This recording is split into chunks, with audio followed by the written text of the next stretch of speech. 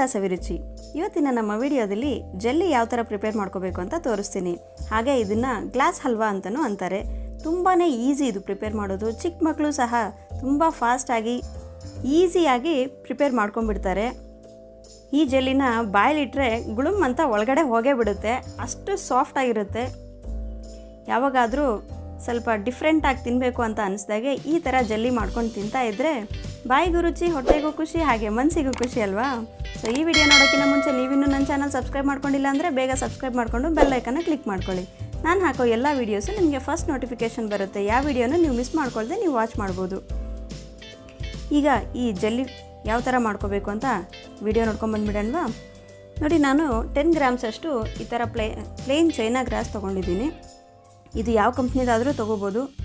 ಇದು ಎಲ್ಲ ಸೂಪರ್ ಮಾರ್ಕೆಟ್ಗಳಲ್ಲೂ ಸಿಗುತ್ತೆ. ಇಲ್ಲ ಅಂದರೆ ಆನ್ಲೈನಲ್ಲಾದರೂ ತರಿಸ್ಕೋಬೋದು. ಈ ಥರ ಚೈನಾಗ್ರಾಸ್ ಸಿಗಲಿಲ್ಲ ಅಂದರೆ ಅಗರಗರ್ ಪೌಡ್ರ್ ಅಂತ ಬರುತ್ತೆ, ಅದಾದರೂ ಸಿಗುತ್ತೆ. ಅದಾದ್ರೂ ಚೆನ್ನಾಗಿರುತ್ತೆ. ಸೇಮ್ ಪ್ರೊಸೀಜರಲ್ಲೇ ಮಾಡ್ಕೋಬೋದು. ನೋಡಿ, ಇದು ಗ್ರಾಸ್ ಅಂದರೆ ಗ್ರಾಸ್ ಥರ ಇರಲ್ಲ, ಸ್ವಲ್ಪ ಪ್ಲಾಸ್ಟಿಕ್ ಥರ ಇರುತ್ತೆ. ಇದನ್ನೆಲ್ಲ ಚಿಕ್ಕ ಚಿಕ್ಕ ಪೀಸಸ್ ಮಾಡಿ ಹಾಕ್ಕೊತೀನಿ ಇದರಲ್ಲಿ. ಈಗ ಇದನ್ನು ಸ್ವಲ್ಪ ನೀರು ಹಾಕ್ಕೊಂಡು ಇದನ್ನೆಲ್ಲ ವಾಶ್ ಮಾಡ್ಕೋಬೇಕು. ಒಂದು ಸರಿ ವಾಶ್ ಮಾಡಿಕೊಂಡ್ರೆ ಇದು ಸ್ವಲ್ಪ ಸ್ಮೂತ್ ಆಗುತ್ತೆ. ನೋಡಿ, ಈ ಥರ ವಾಶ್ ಮಾಡಿಕೊಂಡು ನಾನು ಇದರಲ್ಲಿ ಸ್ವಲ್ಪ ನೀರು ಹಾಕ್ಕೊತೀನಿ. ಈ ಜೆಲ್ಲಿ ಮಾಡಲಿಕ್ಕೆ ನಾವು 10 ಗ್ರಾಮ್ಸ್ ಅಷ್ಟು ತೊಗೊಂಡಿದ್ದೀವಲ್ವ, 10 ಗ್ರಾಮ್ಸಿಗೆ 1 ಲೀಟ್ರಷ್ಟು ನೀರು ಕರೆಕ್ಟಾಗಿ ಸರಿ ಹೋಗುತ್ತೆ. ಆ 1 ಲೀಟ್ರಲ್ಲಿನೇ ಸ್ವಲ್ಪ ನಾನು ನೀರು ಇದರಲ್ಲಿ ಹಾಕ್ಕೊಂಡಿದ್ದೀನಿ. ಇನ್ನು ಉಳಿದಿರೋ ನೀರನ್ನ ಇನ್ನೊಂದು ಬೌಲಲ್ಲಿ ಹಾಕ್ಕೊತೀನಿ. ನೋಡಿ, ಇದು ಅರ್ಧ ಗ್ಲಾಸಷ್ಟು ಮಾತ್ರ ಹಾಕ್ಕೊಂಡಿದ್ದೆ. ಈಗ ಇನ್ನಷ್ಟು 3 ಗ್ಲಾಸಷ್ಟು ನೀರು ಹಾಕ್ಕೊಂಡು 1 ಲೀಟ್ರ್ ಕರೆಕ್ಟಾಗಿ ಸರಿ ಮಾಡ್ಕೊತೀನಿ. ನಾನು ಈ ಗ್ಲಾಸಲ್ಲಿ 4 ಗ್ಲಾಸಷ್ಟು ನೀರು ತೊಗೊಂಡಿದ್ದೀನಿ. ಟೋಟಲಾಗಿ 4 ಗ್ಲಾಸ್ ತೊಗೊಂಡಿದ್ದೀನಿ. ಇದನ್ನೆಲ್ಲ ಒಂದು ಬೌಲಲ್ಲಿ ತೊಗೊಂಡಿದ್ದೀನಿ. ಈಗ ಇದನ್ನು ನೀರೆಲ್ಲ ಚೆನ್ನಾಗಿ ಕಾಯಿಸ್ಲಿಕ್ಕೆ ಇಟ್ಕೊತೀನಿ. ಈ ಜೆಲ್ಲಿ ಪ್ರಿಪೇರ್ ಮಾಡಬೇಕು ಅಂದರೆ ನೀರು ಕಾಯಿಸ್ಲಿಕ್ಕೆ ಬಂದರೆ ಸಾಕು, ಚಿಕ್ಕ ಮಕ್ಕಳು ಸಹ ಮಾಡಿಬಿಡ್ತಾರೆ. ಅಷ್ಟು ಈಸಿಯಾಗಿ ಸಿಂಪಲಾಗಿ ಮಾಡ್ಕೊಂಬಿಡ್ಬೋದು. ನೋಡಿ, ಈ ನೀರೆಲ್ಲ ಸ್ವಲ್ಪ ಚೆನ್ನಾಗಿ ಬಾಯ್ಲ್ ಆಗಬೇಕು.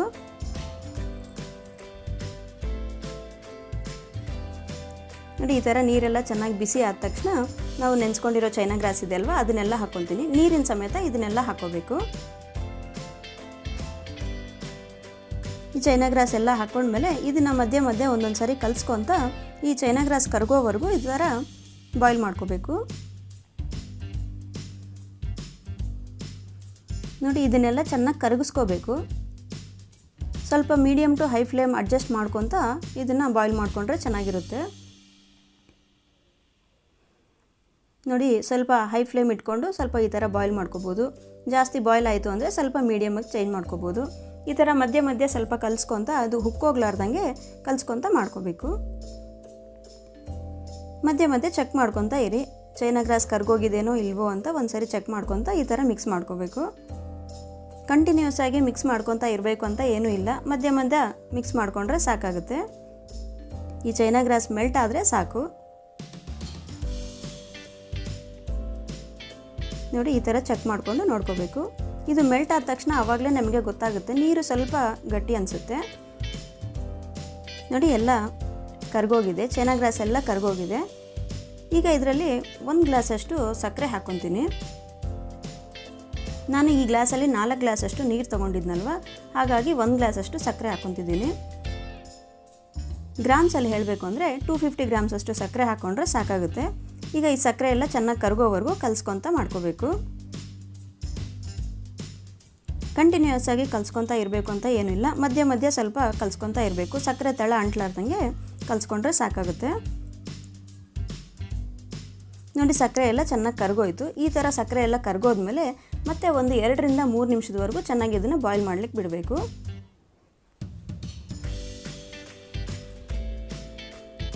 ನಾವು ಸಕ್ಕರೆ ಹಾಕಿದ ತಕ್ಷಣ ನೀರು ಮತ್ತೆ ಸ್ವಲ್ಪ ತಿಳು ಆಗುತ್ತೆ. ಹಾಗಾಗಿ ಮತ್ತೊಂದು ಸ್ವಲ್ಪ ಜಾಸ್ತಿ ಬಾಯ್ಲ್ ಮಾಡಿಕೊಂಡ್ರೆ ಮತ್ತೆ ಗಟ್ಟಿ ಆಗುತ್ತೆ ಅದು.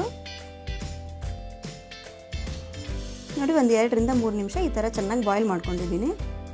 ಸ್ವಲ್ಪ ಹೈ ಫ್ಲೇಮಲ್ಲಿ ಇಟ್ಕೊಂಡು ಮಾಡಿಕೊಂಡ್ರು ನಡೆಯುತ್ತೆ. ಈಗ ಇದನ್ನೆಲ್ಲ ಸ್ಟ್ರೈನ್ ಮಾಡ್ಕೊತೀನಿ. ಈ ಥರ ಸೋಸ್ಕೊಳ್ಳೋದ್ರಿಂದ ಸಕ್ಕರೆ ಒಳಗಡೆ ಇರೋ ಧೂಳೆಲ್ಲ ಕ್ಲೀನಾಗಿ ಕ್ಲಿಯರಾಗಿ ಹೋಗುತ್ತೆ.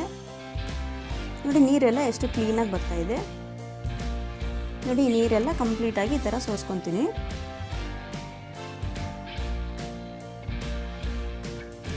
ಸಕ್ಕರೆಯಲ್ಲಿ ಏನಾದರೂ ಧೂಳು ಅಥವಾ ಮಣ್ಣು ಇತ್ತು ಅಂದರೆ ಕ್ಲೀನಾಗಿ ಬಂದುಬಿಡುತ್ತೆ. ನೋಡಿ ಶುಗರ್ ಸಿರಪ್ ಎಷ್ಟು ಕ್ಲೀನಾಗಿದೆ ನೋಡಿದ್ರಾ. ಈ ಲಿಕ್ವಿಡ್ನ ಮತ್ತೊಂದು 2 ನಿಮಿಷದವರೆಗೂ ಬಾಯ್ಲ್ ಮಾಡ್ಕೊತೀನಿ. ನಾವು ಫಿಲ್ಟ್ರ್ ಮಾಡ್ಕೊಳ್ಳೋಷ್ಟರೊಳಗೆ ಸ್ವಲ್ಪ ತಣ್ಣಗಾಗೋಗಿರುತ್ತಲ್ವ, ಹಾಗಾಗಿ 1 ನಿಮಿಷ ಬಾಯ್ಲ್ ಮಾಡಿಕೊಂಡ್ರೆ ಸಾಕು. ಇದನ್ನು ನೋಡಿ ಸ್ವಲ್ಪ ಈ ಥರ 1 ಕುದಿ ಬರೋವರೆಗೂ ಇದನ್ನು ಬಾಯ್ಲ್ ಮಾಡಿಕೊಂಡ್ರೆ ಸಾಕು. ಈಗ ಇದನ್ನು ಒಂದು ಬೌಲಲ್ಲಿ ತೊಗೊತಿದ್ದೀನಿ. ನಾನು ಈ ಥರ ಗ್ಲಾಸ್ ಬೌಲಲ್ಲಿ ತೊಗೊಂಡಿದ್ದೀನಿ. ನೀವು ಯಾವುದ್ರಲ್ಲಾದರೂ ತೊಗೋಬೋದು. ನೀವು ಯಾವುದ್ರಲ್ಲಿ ತೊಗೊಂಡ್ರೆ ಅದೇ ಶೇಪಿಗೆ ಬರುತ್ತೆ.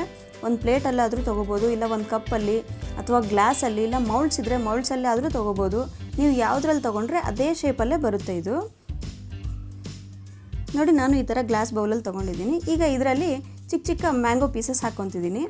ಈಗ ಮ್ಯಾಂಗೋ ಸೀಸನ್ ಅಲ್ವಾ, ಹಾಗಾಗಿ ಈ ಥರ ಮ್ಯಾಂಗೋ ಪೀಸಸ್ ಹಾಕ್ಕೊತಿದ್ದೀನಿ.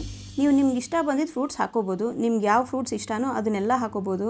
ಇನ್ನೂ ಬೇಕಾದರೆ ಗೋಡಂಬಿ, ಬಾದಾಮಿ, ಪಿಸ್ತಾ ಈ ಥರದನ್ನು ಚಿಕ್ಕ ಚಿಕ್ಕ ಪೀಸಸ್ ಮಾಡಿ ಹಾಕ್ಕೋಬೋದು.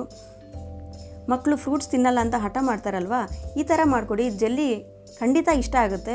ಸೊ ಅದ್ರ ಜೊತೆಗೆ ಈ ಫ್ರೂಟ್ಸನ್ನು ಇಷ್ಟಪಟ್ಟು ತಿಂದುಬಿಡ್ತಾರೆ.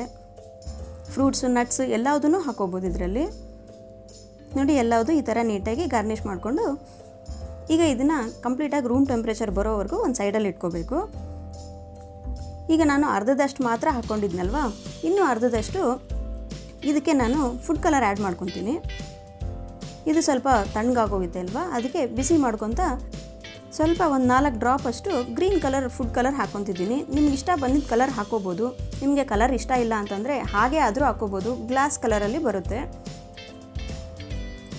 ನೋಡಲಿಕ್ಕೂ ತುಂಬ ಟ್ರಾನ್ಸ್ಪರೆಂಟಾಗಿ ತುಂಬ ಚೆನ್ನಾಗಿರುತ್ತೆ. ನೋಡಿ ನಾನು ಗ್ರೀನ್ ಕಲರಲ್ಲಿ ತೊಗೊಂಡಿದ್ದೀನಿ. ಈ ಥರ ಗ್ರೀನ್ ಕಲರ್ ಹಾಕ್ಕೊಂಡ್ಮೇಲೆ ಒಂದು ಸಾರಿ ಮಿಕ್ಸ್ ಮಾಡಿಕೊಂಡು ಈಗ ಇದನ್ನು ನಾನು ಈ ಮೌಲ್ಡ್ಸಲ್ಲಿ ಹಾಕ್ಕೊತೀನಿ. ನನ್ನ ಹತ್ರ ಈ ಥರ ಸಿಲಿಕಾನ್ ಮೌಲ್ಡ್ ಇದೆ, ಚಾಕ್ಲೇಟ್ಸ್ ಮಾಡಲಿಕ್ಕಂತ ತಂದ್ಕೊಂಡಿದ್ದೆ. ಈಗ ಇದರಲ್ಲಿ ಆ ಲಿಕ್ವಿಡ್ ಎಲ್ಲ ಹಾಕ್ಕೊತೀನಿ. ಈ ಎಲ್ಲ ಮೌಲ್ಡ್ಸಲ್ಲಿನೂ ಈ ಲಿಕ್ವಿಡ್ ಹಾಕ್ಕೊಂಡ್ರೆ ಇದು ಗಟ್ಟಿ ಆದಮೇಲೆ ಈ ಮೌಲ್ಡ್ಸ್ ಯಾವ ಶೇಪಲ್ಲಿದೆಯೋ ಈ ಜೆಲ್ಲಿನೂ ಅದೇ ಶೇಪಲ್ಲಿ ತುಂಬ ಚೆನ್ನಾಗಿ ಬರುತ್ತೆ. ಮಕ್ಕಳಿಗಂತೂ ತುಂಬ ಮಜವಾಗಿರುತ್ತೆ. ಇದು ಬಿಸಿ ಇರೋದ್ರಿಂದ ಸ್ವಲ್ಪ ಹಾಕಲಿಕ್ಕೆ ಕಷ್ಟ. ಸೊ ಗ್ಲಾಸಲ್ಲಿ ತೊಗೊಂಡು ಹಾಕ್ಕೊತಿದ್ದೀನಿ. ನೋಡಿ ಎಲ್ಲ ಮೌಲ್ಡ್ಸಿಗೂ ಈ ಥರ ಫುಲ್ ಹಾಕ್ಕೊಂಡು ಇದನ್ನು ಒಂದು ಸೈಡಿಗೆ ಇಟ್ಕೊತೀನಿ. ಇದನ್ನು ರೂಮ್ ಟೆಂಪ್ರೇಚರಿಗೆ ಬರೋವರೆಗೂ ಒಂದು ಸೈಡಲ್ಲಿ ಇಟ್ಕೋಬೇಕು. ಈ ಲಿಕ್ವಿಡು ಇನ್ನೂ ಸ್ವಲ್ಪ ಉಳಿದಿದೆ. ಸೊ ಅದನ್ನೆಲ್ಲ ಒಂದು ಪ್ಲೇಟಲ್ಲಿ ಹಾಕ್ಕೊತಿದ್ದೀನಿ. ನೀವು ಪ್ಲೇಟಲ್ಲಿ, ಗ್ಲಾಸಲ್ಲಿ, ಮೌಲ್ಡ್ಸಲ್ಲಿ, ಕಪ್ಸಲ್ಲಿ ಯಾವುದ್ರಲ್ಲಾದರೂ ಹಾಕ್ಕೋಬೋದು. ನೋಡಿ ಇದನ್ನೆಲ್ಲ ಒಂದು ಪ್ಲೇಟಲ್ಲಿ ಹಾಕ್ಕೊಂಡಿದ್ದೀನಲ್ವ, ಇದನ್ನೂ ರೂಮ್ ಟೆಂಪ್ರೇಚರಿಗೆ ಬರೋವರೆಗೂ ಹಾಗೆ ಇಟ್ಕೋಬೇಕು.